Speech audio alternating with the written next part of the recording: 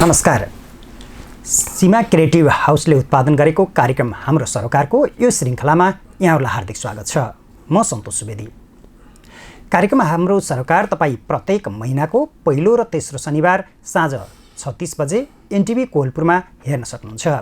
हामी यो कार्यक्रममा सार्वजनिक सरोकारका निकायहरूले गरेका कार्यहरूको बारेमा चर्चा गर्छौँ। आजको कार्यक्रम हामीले घोराई उपमहानगरपालिकाको शिक्षा क्षेत्रलाई आजको कार्यक्रमको विषयवस्तु बनाएका छौँ। आज हामी घोराई उपमहानगरपालिकाले अहिलेको कोभिड-19 को विषम परिस्थितिमा विद्यालयहरू कसरी सञ्चालन गरिरहेको छ, बालबालिकाहरूको स्वास्थ्यप्रति कसरी संवेदनशील बनेर आफ्ना योजनाहरू कार्यक्रमहरू अगाडि बढाइरहेको छ, आज हामी यसै बारेमा चर्चा गर्छौँ।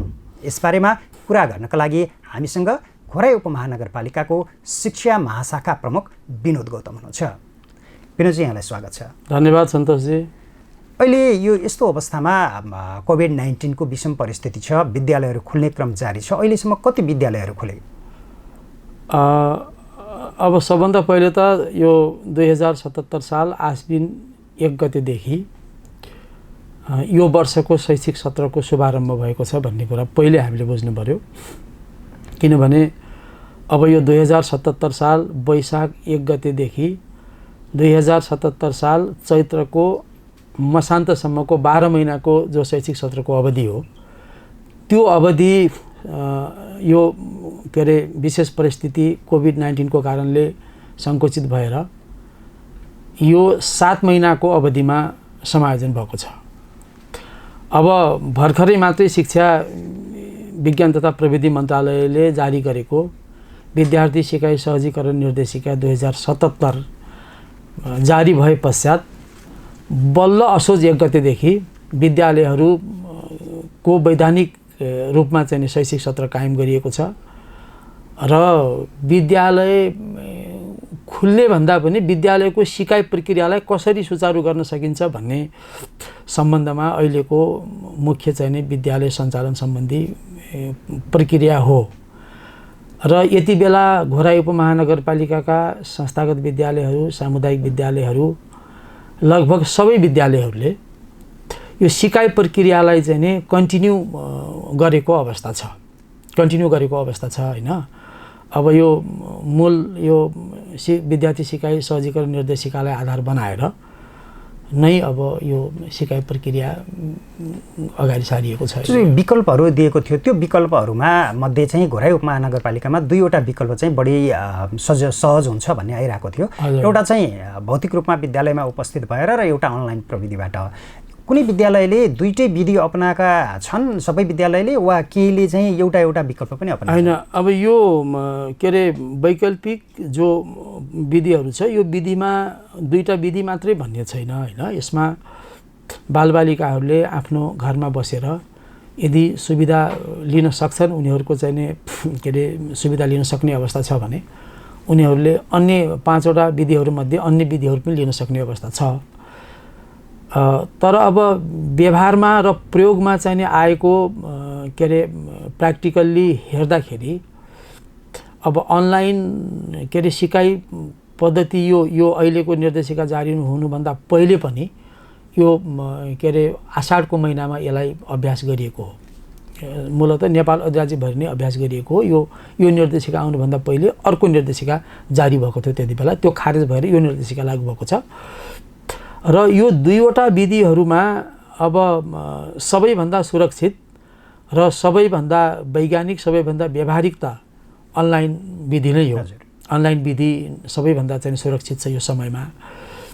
र विद्यार्थीहरूको लागि नेपाल सरकारले शिक्षा विज्ञान तथा प्रविधि मन्त्रालयले विद्यार्थीहरूको लागि 99 रुपियाँमा अनलिमिटेड चाहिँ के अरे रिचार्जको व्यवस्था गरेको छ हैन। त्यो पनि प्रोसेस सुरु भइसकेको छ।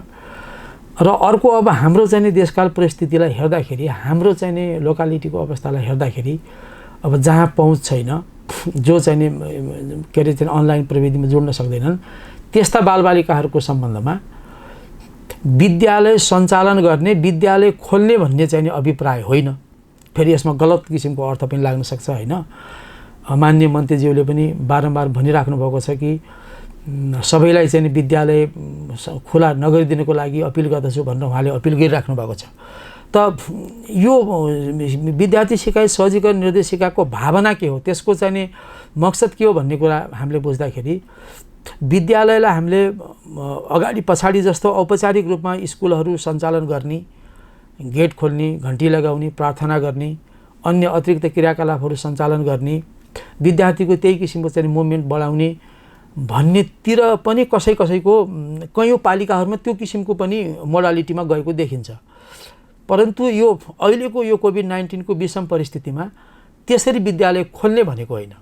विद्यालयमा विद्यार्थीहरूको सिकाइ प्रक्रियालाई कन्टिन्यू गर्नको लागि वैकल्पिक चाहिँ पद्धतिमा विद्यालयलाई सिकाइ केन्द्रको रूपमा चाहिँ अस्थायी सिकाइ केन्द्रको रूपलाई मानेर नितान्त विद्यार्थी र चाहिँ शिक्षकको बिचको चाहिँ कम्युनिकेसन के अरे जारी लागू गर्ने र शिक्षण सिकाइ प्रक्रिया चाहिँ अगाडि बढाउने भन्ने चाहिँ खास निर्देशिकाको भावना हो र हामीले व्यावहारिक रूपमा प्रयोग हाम्रो पालिकामा हामीले प्रयोग गरेको चाहिँ मोडेल पनि त्यही हो। जस्तो अहिले घोराई उपमहानगरपालिकाका 19वटा वडामध्ये केही वडाहरूमा चाहिँ इन्टरनेटको पहुँच छैन, भूगोलका आधारमा पनि टाढा छ, त्यस्ता विद्यालयका बालबालिकाहरू विद्यालय आउनु पर्यो, अध्ययनका लागि आउनु पर्यो, शैक्षिक सत्र नै असोजदेखि सुरु भयो भने ती विद्यालयहरूमा बालबालिका शिक्षकहरूको स्वास्थ्य सुरक्षाका लागि कस्ता विधिहरू अपनाइएको छ र ती विधिलाई निरन्तरता दिन के विद्यालयहरूले सक्छन् जस्तो स्रोतका कुराहरू पनि होला के छ? नै अब यस्तो छ हेर्नुहोस्, अब यो के अरे एक त सामुदायिक विद्यालयमा पालिकामा विद्यार्थी सङ्ख्या एक त न्यून विद्यार्थी सङ्ख्या पनि छ होइन, अलिकति सहर केन्द्रित स्कुलहरूमा विद्यार्थी सङ्ख्या बढी छ, नत्र भने सम्भवतः धेरै स्कुलमा विद्यार्थी सङ्ख्या न्यून नै छ सामुदायिक विद्यालयहरूको। अब कोभिड-19 को सङ्क्रमणलाई मध्यनजर गरेर यो परिस्थितिमा विद्यार्थीको पठन पाठन पनि सुचारू गर्ने र स्वास्थ्यसँग सम्बन्धित चाहिँ सावधानीहरू पनि के अरे अपनाउने भन्ने कुराहरू यो आफैमा चाहिँ सावधानीपूर्ण र आफैमा चाहिँ निकै यो जिम्मेवारीपूर्ण कुरा पनि हो। यो अब यो कुरा वास्तवमा भन्दाखेरि जति सजिलो हामीले सहज रूपमा भन्छौँ, यसलाई व्यवहारमा कार्यान्वयन गर्न, व्यवहारमा प्रयोग गर्न वास्तवमा गाह्रो रहेछ यो होइन।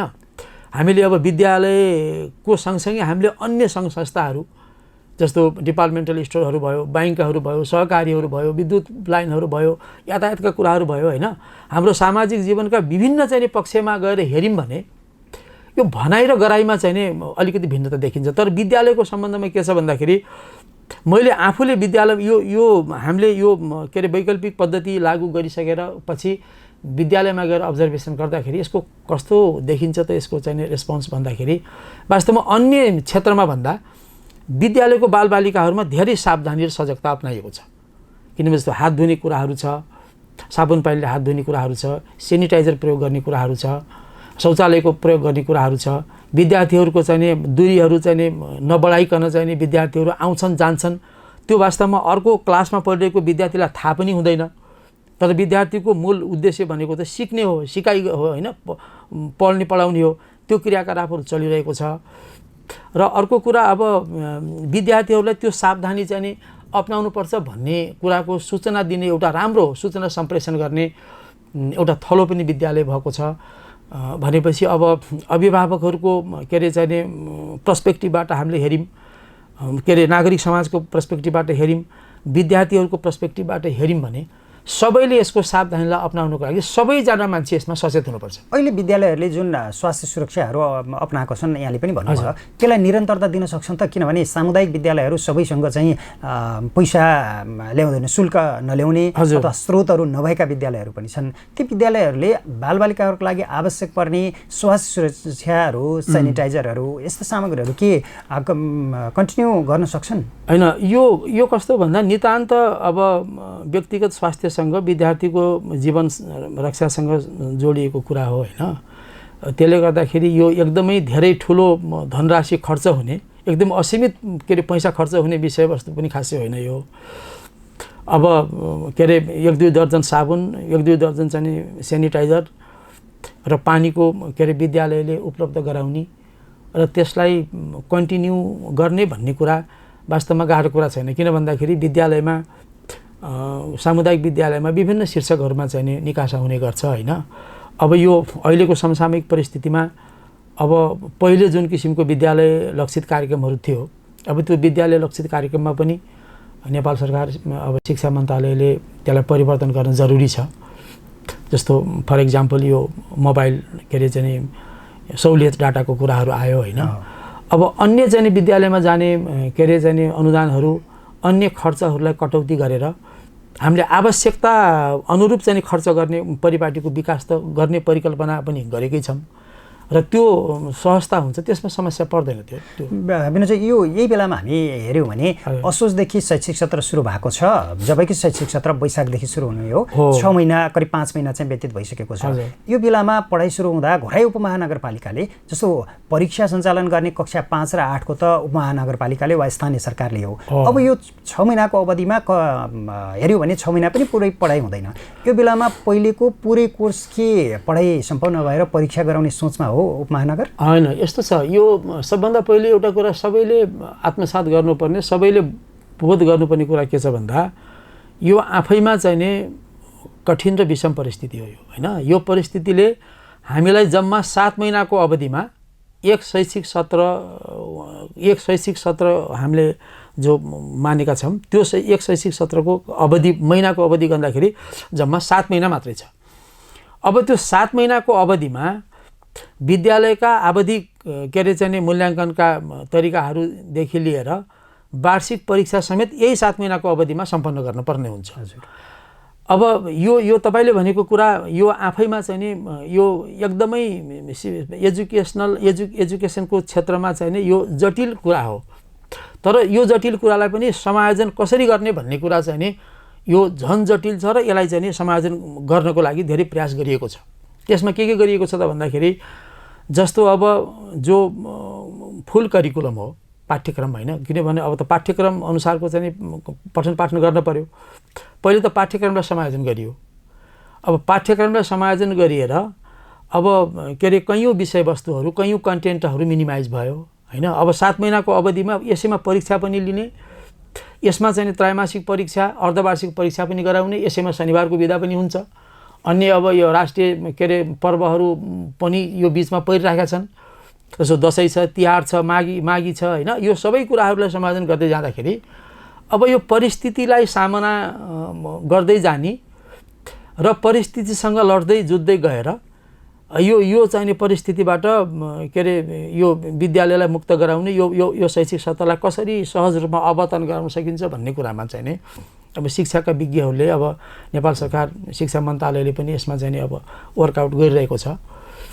र अब 7 महिनाको अवधिमा हामीले चाहिँ नि अब पाठ्यक्रमलाई चाहिँ नि सङ्कुचित गराएर पाठ्यक्रमलाई समायोजन गरेर त्यो समायोजन गरिएको पाठ्यक्रमलाई के अरे चाहिँ डाउन साइज गरिएको पाठ्यक्रमलाई चाहिँ पढाएर 7 महिनामा हामीले फुल कोर्स सक्नुपर्छ र परीक्षा पनि गर्नुपर्छ र चाहिँ मूल्याङ्कन पनि गरिसिध्याउनुपर्छ। यो विषयमा जिल्लाका अथवा उपमहानगरभित्रका निजी र सामुदायिक विद्यालयहरूका प्रहरुसँग अथवा व्यवस्थापनसँग त्यो बारेमा केही छलफल भएको छ कि छैन?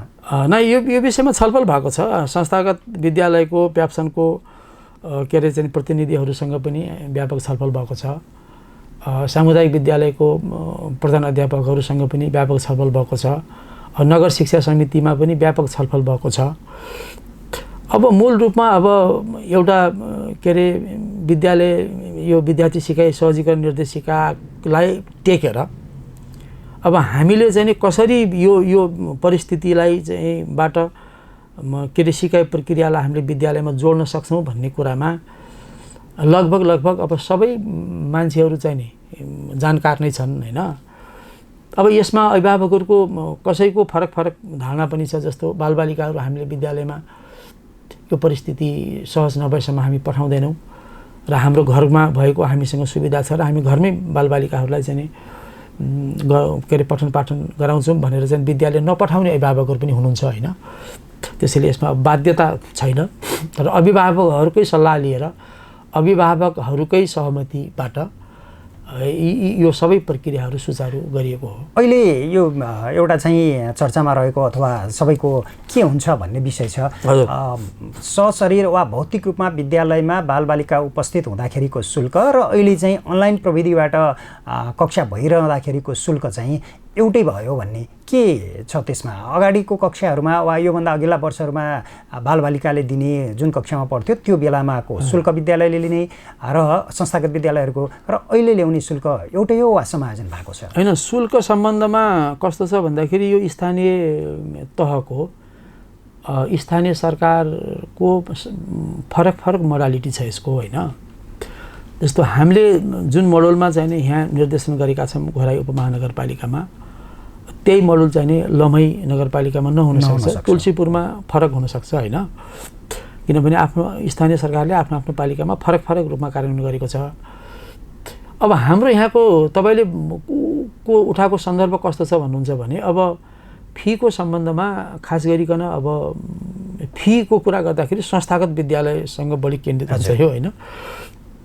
त्यो कुरा गर्दाखेरि अब संस्थागत विद्यालयको सन्दर्भमा हामीले सब पेप्सनकै साथीहरूसँग बसेर हाम्रो आदरणीय के अरे मेयर साहब पनि हुनुहुन्थ्यो त्यो मिटिङमा, उहाँले छलफलमा के पारित भएको छ भन्दाखेरि अब वैशाख जेठ असार साउन भदौ 5 महिना त त्यसै व्यतीत भइसकेको छ, होइन? त्यसमा चाहिँ नि नेपाल सरकारले अब शैक्षिक सत्र पनि घोषणा गरेको छैन भने त्यो अवधिमा पठन पाठन यदि गरिएको छ गराइएको छ भने त्यो विद्यालय र विद्यार्थी र अभिभावकको बिचको स्पेसल टास्क भयो कि त्यो, होइन? उहाँहरूले चाहिँ हामीले पढाउँछौँ, तपाईँको विद्यार्थीले पढ्छन् भने हामी शुल्क लिन्छौँ भन्ने कुराहरूको आफ्नो उसमा आफ्नो अन्डरस्ट्यान्डिङमा गर्नुहुन्छ भने त्यो कुराहरू ठिक छ। तर हाम्रो सरकारी निकायबाट हामीले चाहिँ नि के अरे नियमन गर्ने कुरा के छ भन्दाखेरि असोज 1 गतेबाट के अरे चैत्रको अन्तिमसम्म यो 7 महिनामा विद्यालयले फी लिन सक्नेछन्, होइन? त्यसमा गत वर्षको के अरे अभिलेखीकरण भर्ना फीमा नबढाइकन भर्ना फी लिन सक्नेछन् र विद्यार्थीहरूको के अरे शुद्ध के अरे शिक्षण शुल्क, मासिक शुल्क भनिन्छ नि त्यसलाई, जस्तो फी भन्छौँ नि हामीले।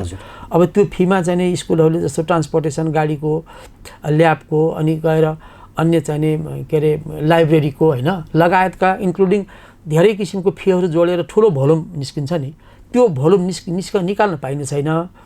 र शुद्ध चाहिँ नि मासिक फी र भर्ना चाहिँ नि गत वर्ष लिएको भर्ना र गत वर्ष लिएको मासिक फीलाई नै यो 7 महिनाको चाहिँ अवधिमा कायम गर्ने भनेर चाहिँ नि त्यसरी चाहिँ नि कार्यान्वयन गरिएको छ। अब तपाईँले भनेको कुरा अब यो के अरे अनलाइन पद्धतिमा पठन पाठनको लागि छुट्टै फी र भौतिक रूपमा चाहिँ विद्यार्थी आउँदाखेरिको छुट्टै फी भन्ने त्यस्तो डिफर यसमा चाहिँ छैन, होइन? किनभने यो एउटा कानुनी रूपले पनि र नैतिक रूपले पनि विद्यार्थीसँग चाहिँ नि यदि विद्यार्थीलाई स्कुलले सेवा दिएको छ भने त्यो सेवा बापतमा लिने फीको के अरे चाहिँ नि प्याटर्न चाहिँ एउटै हुनुपर्छ र त्यो एउटै हुनैपर्छ। त्यसरी चाहिँ नि फरक फरक किसिमले चाहिँ आफ्नो आफ्नो हिसाबमा चाहिँ फीहरू लिन थालियो भने त त्यो त चाहिँ एउटा चाहिँ असीमित र चाहिँ अनकन्ट्रोलको अवस्था पर्न जान्छ। यो अहिलेसम्म हामी कोभिड-19ले निम्त्याएको अवस्थाको बारेमा हामी कुरा गऱ्यौँ।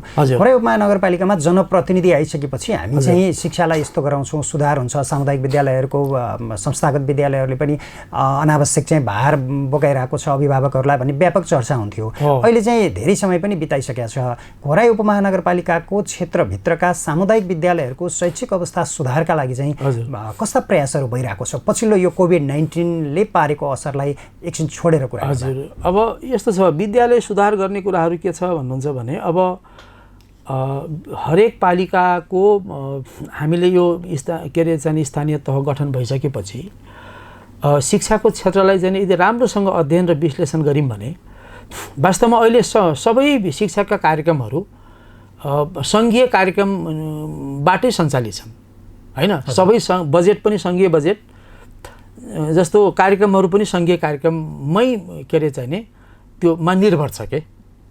जस्तो अहिले भर्खरै हामीले यो दसैँको सिलसिलामा यो घोराई उपमहानगरपालिकाको मात्रै तलब भत्ता क्यालकुलेसन गर्दाखेरि लगभग 11 करोड चाहिँ हाम्रो निकासा हुने रहेछ अहिले यो त्रैमासिक निकासामा। अब भनेपछि त्यो 11 करोड त यो त्रैमासिक निकासा हो भने अझ बाँकी महिना त त्यतिकै बाँकी छन्। अब योलाई विश्लेषण गर्दाखेरि अब शिक्षालाई चाहिँ नि कस्तो बनाउने, विद्यालयलाई कसरी बनाउने भन्ने कुराको योजना र कार्यक्रम चाहिँ नि राष्ट्रिय रूपमै राष्ट्रिय प्रारूप तयार जसरी भएको छ त्यसको इम्प्लिमेन्टेसनबाट विद्यालयहरू चाहिँ नि बन्ने हुन्। जस्तो अहिले कस्तो छ भन्नुहुन्छ भने अधिकांश सामुदायिक विद्यालयहरूमा अब भवन निर्माण चाहिने कुराहरू, कक्षा कोठाको समस्या, खानेपानीको समस्या, शौचालयको समस्या, विद्यालयको चाहिँ तारबारको पर्खालको समस्या, सुरक्षाका समस्याहरू, यी समस्याहरू विद्यालयमा लगभग सामुदायिक विद्यालयहरूमा पूर्ण रूपमा पुगिसकेको अवस्था छ। र अहिले भर्खरै के अरे शिक्षा मन्त्रालयको पोलिसी कस्तो आएको छ भन्दाखेरि जस्तो एउटा ओडामा एउटा विद्यालयलाई चाहिँ नमुना विद्यालयको रूपमा चाहिँ नि घोषणा गर्ने र एउटा विद्यालयलाई के अरे समुच्च उसको चाहिँ भौतिक पूर्वाधारहरू पुरा गरिसकेपछि अर्को विद्यालयमा चाहिँ नि फेरि पूर्वाधार चाहिँ नि पुरा गराउने भन्ने किसिमको चाहिँ त्यस्तो गुरु योजनाहरू होइन, मास्टर प्लानहरू पनि यो अझ मैले चाहिँ यसमा जान्न खोजेको कस्तो भन्दाखेरि शैक्षिक सुधारका लागि बालबालिकाहरू अथवा अभिभावकलाई जहाँ जे आवश्यकता परेको छ त्यही आवश्यकता पूर्तिका लागि शिक्षा दिने वा जानकारी दिने विषयवस्तु भयो भने बालबालिकाहरूको अभिभावकको आकर्षण चाहिँ बढ्ने र त्यो बढी प्रयोगमा आउने पनि प्र्याक्टिकली पनि हुन्छ भन्ने हो। त्यस अन्तर्गत स्थानीय तहले केही विषयहरू छनौट गर्ने अधिकार पाएको छ र घोराई उपमहानगरपालिकाले पनि केही गर्न थालेको थियो। त्यो अवस्थाहरू कहाँ पुग्यो भन्ने हो। त्यो त कुन विषयवस्तुको सम्बन्धमा कुरा जस्तो चौधरी भाषामा पढाइ होला अथवा चाहिँ स्थानीय रूपमा नयाँ विषय स्थानीय तहले छनौट गर्ने होला, यस्ता विषयहरूमा नै अब यस्तो छ। अब के अरे चौधरी भाषाको चाहिँ पाठ्य पुस्तकहरू करिकुलमहरू यहाँ घोराइमा तयार गरिएको छ होइन। कक्षा 3 सम्मको पाठ्यक्रम चाहिँ नि तयार गरिएको छ र यो शैक्षिक सत्रमा विद्यालयहरूले त्यो भाषामा पढाउन सक्ने अवस्था छ। अब आवश्यक चाहिँ नि यो के अरे जनघनत्वको आधारमा अथवा भौगोलिक दूरीको आधारमा विद्यालयहरू सञ्चालन गर्ने होइन। आधा घन्टाभन्दा बढी विद्यार्थीलाई चाहिँ नि अपायक नपर्ने गरी विद्यार्थीको सहजता हुने गरी विद्यालय स्थापना गर्ने कुराहरूदेखि लिएर विद्यालय स्थापना भइसकेपछि त्यो विद्यालयमा विद्यार्थीले पाउने के अरे चाहिँ न्यूनतम सुविधाहरू होइन, ती कुराहरू राज्यले चाहिँ नि उपलब्ध गराउने कुराहरू त आफ्नो ठाउँमा छन्। अब यही हो। अब यो अहिलेको परिस्थितिमा अब स्थानीय सरकारसँग के अरे साधन र स्रोत पनि हुनु पर्यो।